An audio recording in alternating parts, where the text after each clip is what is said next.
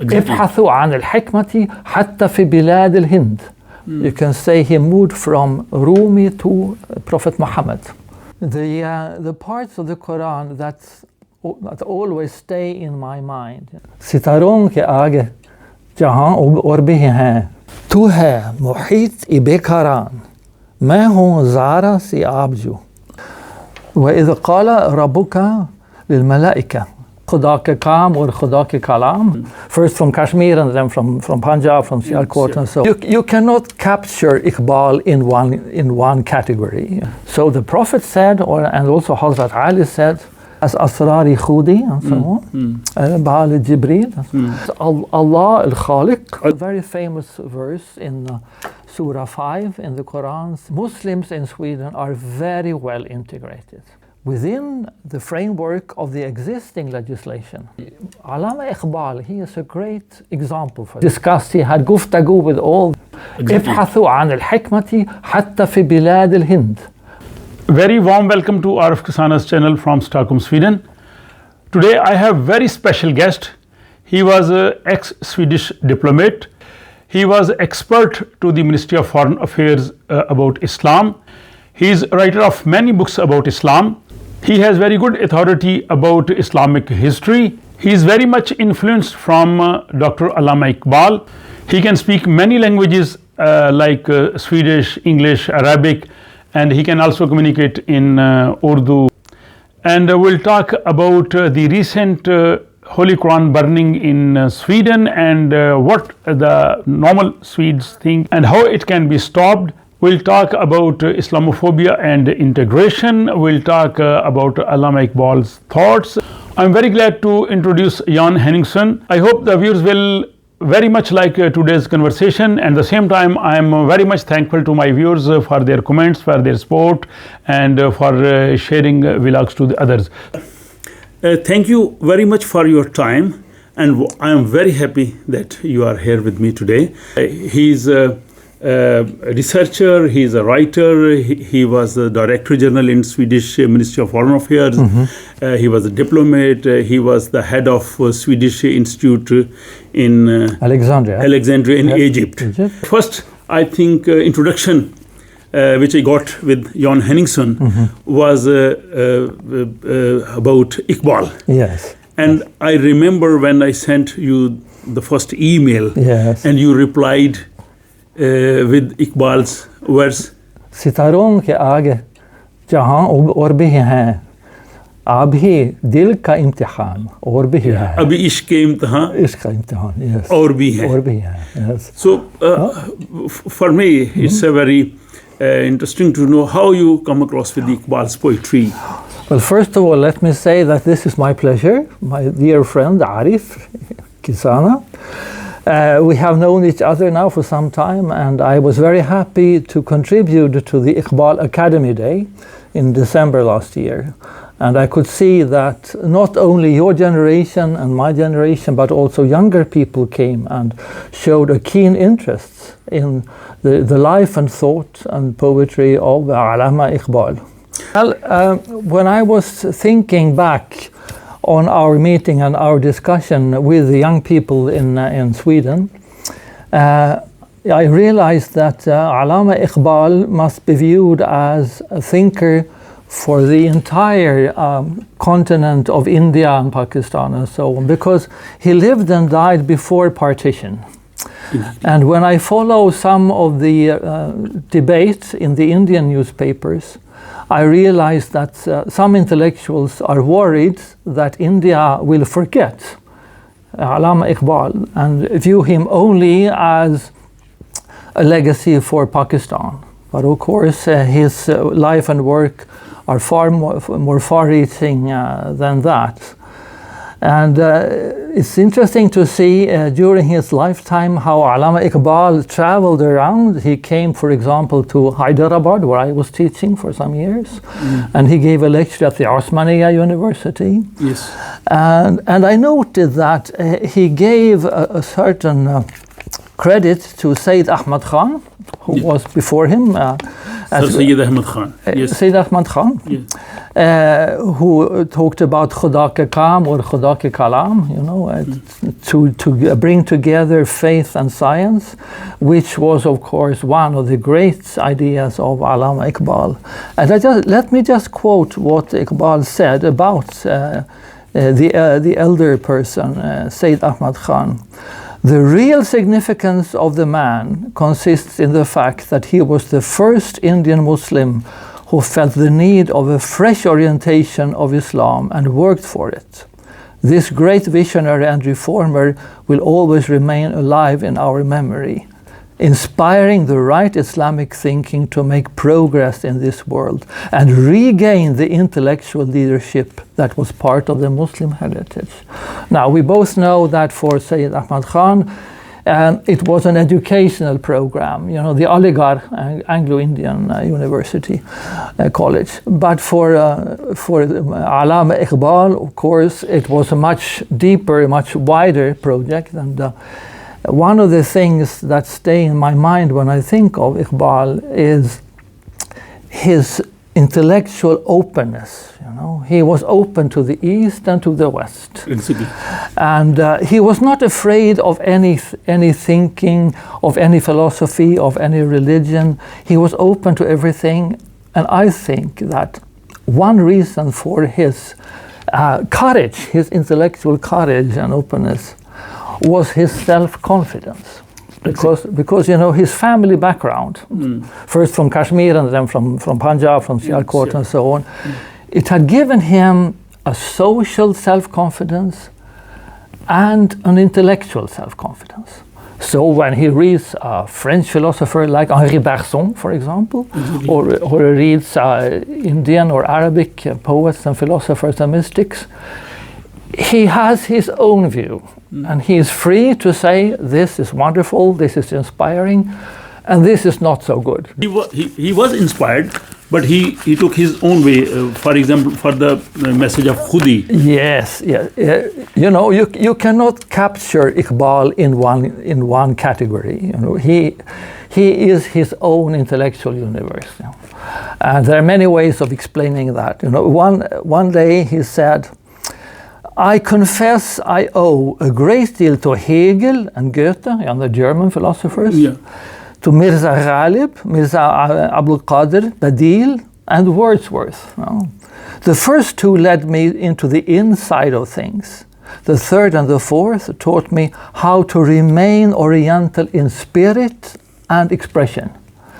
And having assimilated the foreign ideals of poetry. But the last one, Wordsworth, he saved me from being an atheist in my youth. So he gets his inspiration, his wisdom, his insights from various sources, but he remains his own. You know, he did a critical study of a comparison between the French philosopher Henri Bergson and the elder Urdu poet Badil, Mirza Abdul Qadir Badil. So he compares these two in a very free way, you know. Interestingly. Yeah. He says about Bergson, you know, he is interesting because he takes the concept of time, the here and now, he takes it seriously more than any other philosopher. And he looks at the time given to the human person as something sacred that we should make use of. But his epistemology is worth nothing.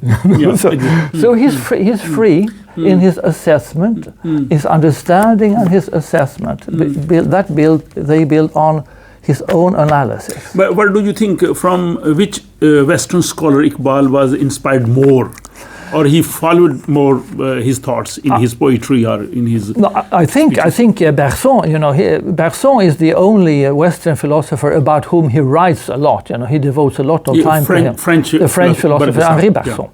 Because after all, for Iqbal, it became more and more important to take time, historical time, seriously. And here he meets Henri Bergson, who has the concept of durée, you know, the time flow.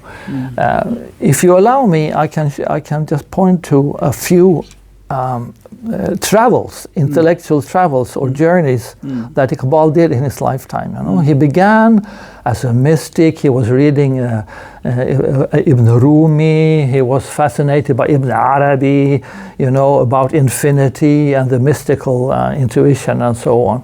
But the longer he lived and the more wisdom and insight he gained, the more he was focused on the ethics, on the responsibility of the individual believer. So you can, Annemarie Schimmel, you know, the famous German Orientalist, who translated many things by Iqbal and who made sure that he was known in the European world. Why Iqbal is more understood in Germany as compared to other European countries? Iqbal was also in Britain. He was in Great Britain. But I think there is more Iqbal's introduction in I think Annemarie Schimmel did a great job. You know, she was one of the leading Orientalists in her generation. It's 70 years ago now. And she contributed by translating and by analyzing and commenting upon Iqbal. So she made him famous. Of course, he was also inspired by Goethe and Hegel, you know, the great German philosophers. But she made one observation, which I think is very interesting. She said, Iqbal, he moved from the mysticism of his youth to the ethics of his old age, you know. I like to think about this. He's moving from the Bach, from the Chaman, from the Bach or Bulbul, you know, the mystical poetry side, like Badil and like the Ghalib also, to the desert. You can say he moved from Rumi to Prophet Muhammad, from mysticism to ethics. Exactly. And this is because he realized that if the Muslims of the 20th century in British India, if they stay just meditating and doing the sibha and so on, zikr, and not get involved in modern science, politics, ethics, responsibility, they will remain backwards. But he wanted an uplift. So his great vision, of course, for the Muslims, it was not so much political; it was more ethical. Intellectual, as he gave in his Tulu Islam and Jawab al-Shikwa, and even in his and lectures. the reconstruction of religious thought and Islam. Exactly, it's a great work because he says we should not be afraid of any science, of any intellectual endeavor. We have our faith, and we are safe and sound in our faith.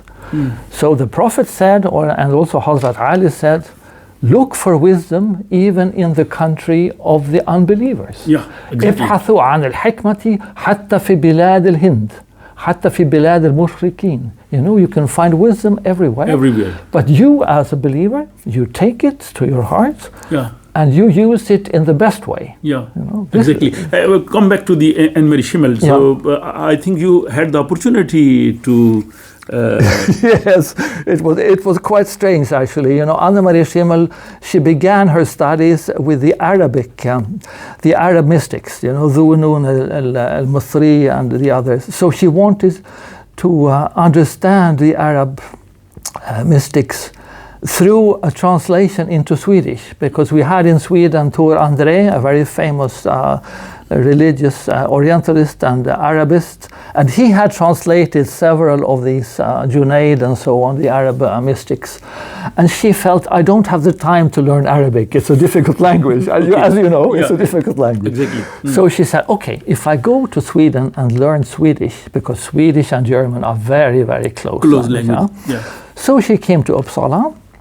And my father was her teacher, so he taught her Swedish. Your father was Annemarie Schimmel's teacher? Yes. So he taught her Swedish, and she learned very fast, you know, she's very intelligent. I know that the Germans, they learn Swedish very fast. Exactly. So she sat in our little living room, you know, at home. We had a very small flat at that time. And my father, he was a teacher of Swedish and German. So he knew both languages, and he could help her. And then my mother, she was a close friend of Tor André, so she had all the books. So my parents could help Annemarie Schimmel to enter into the world of Islamic mysticism. But then, as you know, So it's a great thing. Your father actually inspired her to enter this. Well, he helped her along the way. You can say Very that. interesting. Yes. But I think she herself already had, the drive to continue. But as you know, later on she shifted eastwards. So Persian and Urdu became, her favorites. And this is where she discovered Mahmud Iqbal. Exactly. And was fascinated, And how many Swedish philosophers were inspired from Iqbal, or how we can see the Iqbal's introduction in Sweden? Too few. I don't think Mahmud Iqbal has yet been discovered. There are a few translations of his poetry. There are a few comments by researchers who looked especially into his metaphors, about the garden and God's creation, how God reveals himself in creation, in nature. But I wouldn't say that the Swedish intellectual life has been inspired yet. I think it could come, because now, as you know, we have in Sweden a number of Muslim believers, and like yourself, many of whom can understand Urdu and Persian. And of course, he also wrote in English. Yeah, actually. exactly. I mean, some of his works are in English. So, we have a world-famous poet, Thomas Tranströmer, who has been translated into more than 70 languages, including Japanese. Interesting. And when he writes about the human person, you can hear an echo from Iqbal, because on one hand, he looks at the human person, the here and now, the abhi, but he also looks at the human person in the perspective of infinity, al-abad. So you have these famous verses when Iqbal says, "Sitaron ke aage jahan aur bhi hai." This is infinity. This is something beyond. Philosophers can think about this. And then you have this abhi. Abhi is ka imtihan aur bhi hai. Then it is the human person here and now. And this Swedish poet, Thomas Tranströmer, has written poems which can, for me, they can only be read in Swedish, because it's my mother tongue. But you can feel there that he has the same, let's say, the same resonance in his soul. But still, we have to rediscover or to discover Iqbal in the Nordic countries. Yeah, exactly. You are right. Why Iqbal was not awarded Nobel Literature Prize? I try to find out. I have friends who work with the Swedish Academy, and they try to find out whether there had been any nomination or any discussion about Iqbal. And it seems not. I'm not sure why. You had, for example, Rabindranath Tagore, who was awarded the Nobel Prize. Bengal. But also Sadhu Sundar Singh, who came to Sweden and gave many lectures. I was, highly revered and appreciated. I don't know whether it has to do with the non-understanding of Islam, because in the Nordic countries, as you know, Islam, groups of Muslims came very late. Actually, after the Second World War, after Iqbal died. Yeah, Iqbal died, yes. After partition and after the war. Yeah. So maybe this is one explanation. So the main reason was there was no nomination of Iqbal for the Nobel Prize. No. So that's why, yes. So it's very important, and I think information for us. So always people discuss why Iqbal was not awarded. For the viewers, can you please recite some Allama Iqbal verses? Allama Iqbal के कुछ अशार जो आपको आते हों, कुछ बताइए. So my Urdu is not so good. लेकिन ये अच्छा होगा, लोग सुनेंगे. लेकिन कोशिश करूँगा. जी कोशिश. तू है मुहीत बेकारान, मैं हूँ ज़ारा सी आबजू, या मुझे हम किनार कार, या मुझे बेकिनार car. So this is also his way of looking at God as the source of the mystical, the infinity, the ocean without any shores, without limits. But also the human person must know that I have the here and now. And this is my responsibility. So also I looked into his poetry, and I found many, many interesting things. If you look closely, you look closely at his poetry, he's always moving from one pole to the other. بين قطبين. So he is moving from the stars to the heart. Sitarong se Dil tak. Dil tak, yeah. One movement, from the stars to the heart, from infinity to personality. Interesting. So this is from Abad to the Shakhs, the Nafs. Yeah. And then one thing which comes later in his life, when he has Asrari Khudi and so on, Baal Jibreel, he has God the Creator, and the human person is the co-creator. So he is, he has Allah al-Khaliq, but then you have al-Insan al-Khalifa. Yeah, yes. So this is in the Quran, So the human had the capability in this world to create the things. يعني في القرآن you have وإذا قال ربك للملائكة إني جاعل في الأرض خليفة. So I will make on the earth a steward, somebody who is, my representative, Khalifa. This is very important for Iqbal. And then you have, the self and the non-self. For him, it began with the non-self, the mysticism, you should what the Arab mystics, they call it fana. You enter into nothingness. Yourself will be dissolved. It's almost like Hinduism. Like Ibn Arabi said. وحدة الوجود. وحدة الوجود. But then he moves to Khudi, Asrari Khudi, to the self. وحدة الشهود. Then you have me as a person. So he is affirming the self, which means that you can actually do something. You are not worthless, Of course, he moves between, actually all his life he was moving between east and west, back and forth, because he didn't stay in his mind was always alert, always moving, He hears something, he reads something, he takes it in, he analyzes, maybe he keeps it, maybe he throws it away, but he's always moving between east and west. This is important. And then, of course, he has all these figures in his poetry, fire and water, tears and flowers. Yeah, exactly. Deserts and gardens. So it's wonderful. This was the Iqbal's message. And now I come to your other work and thoughts. You studied Holy Quran very deeply.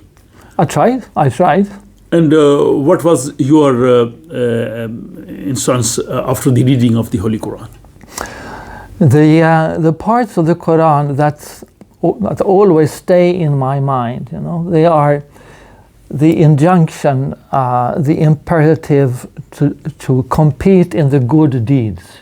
There is a very famous verse in Surah 5 in the Quran say, لو شاء الله لجعلكم أمة واحدة ولكن ليبلوكم بما أتاكم فيه فيما أتاكم به فاستبقوا الخيرات إلى الله مرجعكم جميعا وهو ينبئكم بما كنتم فيه تختلفون.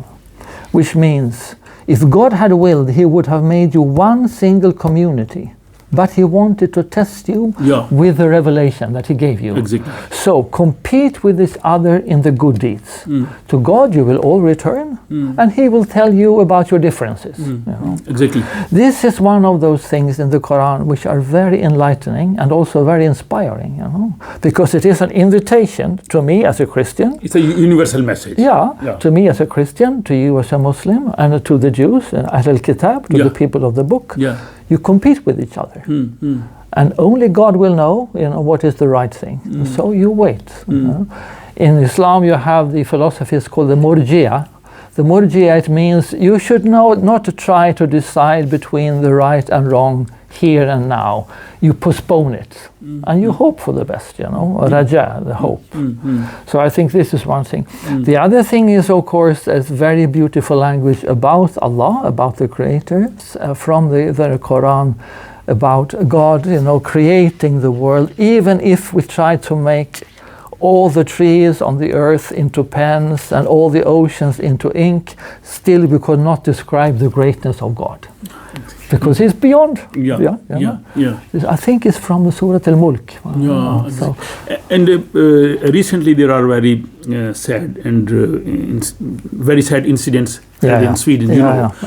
What you will comment about the burning of Holy Quran in Sweden? So. Well, you know, I think the best comment is for you and me. We sit here together. We have a dialogue. Guftagu, yes. And you know as well as I, Muslims in Sweden are very well integrated into our society. Do you think so? Oh, yes. Look at yourself. You are working here in the middle of a top-class academic institution. You are a Muslim from Pakistan. You have many colleagues around here. In Sweden, you have Sunnis praying in different mosques. You have Shias praying in different mosques. They all live in harmony together with the Swedish population. And you know, the Swedish taxpayer, every year, the government gives subsidies to all the religious communities. To the mosques? To the mosques, to the synagogues, to the churches. Yeah. All the religious communities. And there is no discrimination? No discrimination, because the taxpayers' money is a non-confessional currency. Actually, it is sacred in the sense that it should be used for all the citizens. You know, they very sadly held several times this incident of burning the Quran, which hurted all the Muslims. Of course. And we were twicely hurted because of the citizen of Sweden and the Muslim. Of course. And there is an opinion nowadays. Every time there is discussion in the media, there are two opinions. Some people say the existing laws also forbid to do this. There is another opinion. There should be a new law or there should be a new ordinance. What do you think? How we can stop this?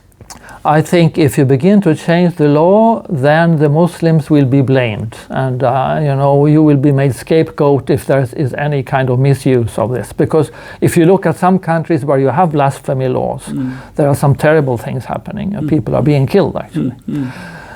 So we don't want the death penalty. We don't want this thing with the blasphemy. But you are right. Within the framework of the existing legislation, I think there are possibilities for the police to say, this will be a disturbance, it will be a danger to the public order, to the safety of our citizens, to the safety of our country. Sweden should be safe and secure. So I think with a better discussion and a better analysis of the legislation that we have now in place, we can move ahead. But I think the most important thing is to see, have Muslims been killed in Sweden? Have they been hurt? Have the mosques been burned down? Has there been any destruction of the Muslim institutions? And so far, I don't think so. The article that was published in Aftonbladet by the ex-secretary of Olof Palme. So he gave the reference in the Swedish criminal laws, chapter 16, subsection 8. So these type of activities can be stopped. What do you think? Well, I'm not a legal expert. As you know, I like philosophy and poetry and literature. So I cannot speak on matters of jurisdiction and legislation. But my experience from living with Muslim friends for 50 years now in Sweden, Arabs, Pakistanis, Turks, and so on, my experience is that Muslims in Sweden are gradually integrating in a very good way. And I have great hope in the young generation. You know, those like your children, who are contemporaries of my children, those who were born here, who have a double cultural competence, you know, who know how to deal with Swedish manners, but who also know their roots in the Muslim culture. These people are bridge builders. You was the advisor of Islamic affairs at the Swedish Ministry of Foreign Affairs. Yes. What was your experience and what you advised to the Swedish Foreign Ministry about Islam? Well, my first advice was do not interact with Muslim governments abroad only. Be sure always to involve the Muslims in Sweden, you know. So when we had visitors, for example, from the Organization for Islamic Cooperation, you know, the Secretary General, Dr. Ekmelettin Ihsanoğlu, who was a close friend of President Erdogan, when they came to Stockholm for a visit, of course, they visited the king and the prime minister and so on, but they also came to the mosque in Stockholm and they had lunch with the local Muslim community here, you know. It's very important not to be too much on the top level and forget about the citizens of your own country. Exactly. Yeah, so this was one of my main things. Yeah, and he was also the advisor to the Swedish government about Islamophobia. Yes. What is the current situation regarding Islamophobia in Sweden? I think there are some bad signs, some bad developments.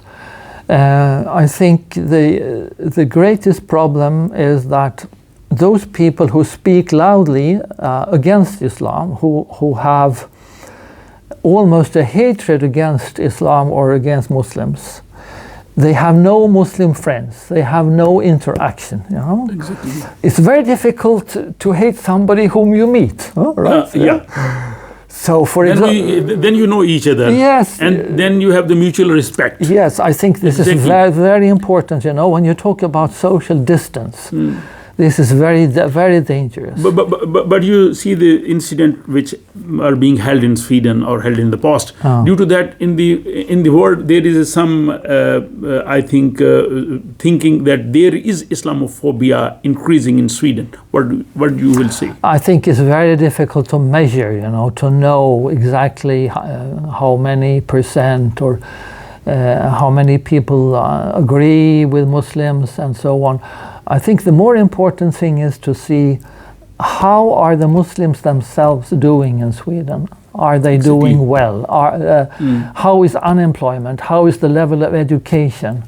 How many go to the mosque on Fridays? How many feel that they can learn about their religion and still, you know, also be integrated in the Swedish society? This is the most important for the future. Yeah, exactly. You know, the debates in the media, they will come and go. And there will always be some fools, you know, who misuse our freedom of expression. Yeah, exactly. And they want to hurt Sweden, they want to damage Sweden.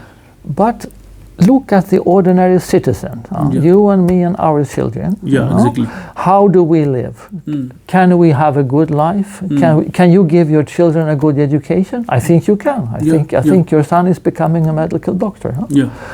My children are working, in schools and working in some supermarket and so on. Okay, so they stand on their own, and they are friends. They don't bother is he a Muslim, is he a Christian, is he an atheist? They don't bother. And where do you see the future of Muslims in Sweden? I think the future is just before us now. You have a number of young, intellectual, smart Muslims, girls and boys, young men and young women, who will know how to build the bridges across all these prejudice and ignorance.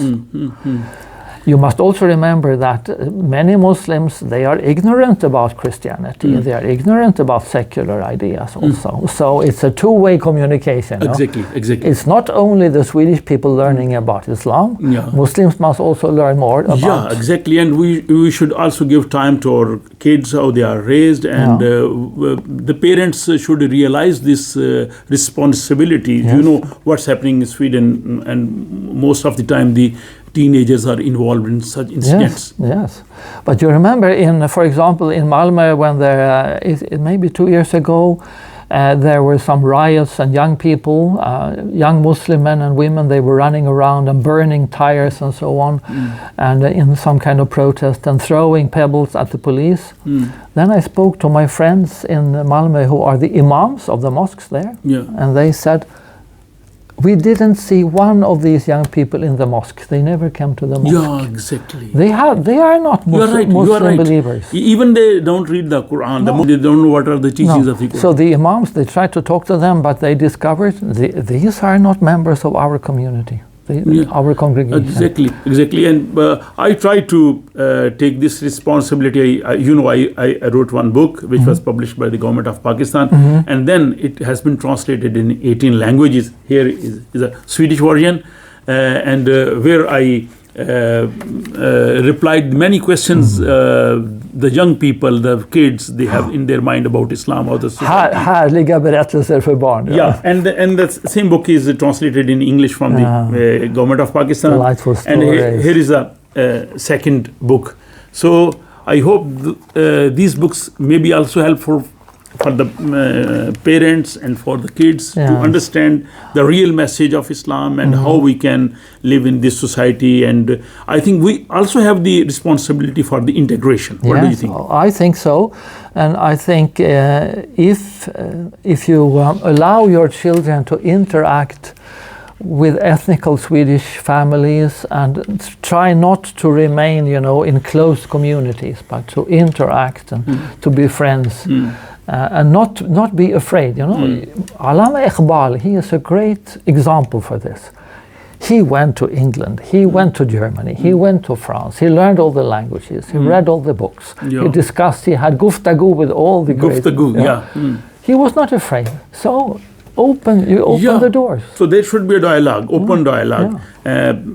At the end, if you want to say something more or your message to our people or your thoughts. Well, I discovered the other day that there was a very beautiful song for children, a children's prayer, written by Alexander Iqbal, who had been sung all over Pakistan and India. Can you remind me about this song? Lab pe aati hai dua ban ke tamanna meri, zindagi shama ki surat ho khudaya meri. When I was in school in Pakistan, so every day the morning congregations we recite this. So let's hope that this song, this prayer can be sung again all over. Lab pe aati hai dua ban ke tamanna meri. Thank you very much for your time and very good discussion, and I hope the viewers liked this discussion with Jon Heningson, and please write your comments, and I will wait your opinion, and in future we'll meet again and we'll discuss more issues. अगर ऐसी खुदा की मर्जी है, अगर ऐसी खुदा की मर्जी है तो हम फिर मिलेंगे. तो अपना ख्याल रखिएगा और अपनी राय से ज़रूर आगाह कीजिए, और जिन लोगों ने सब्सक्राइब कराया है उनका बहुत शुक्रिया. Thank you very much for being with us, and thank you very much John Henningsen. खुदा हाफिज़.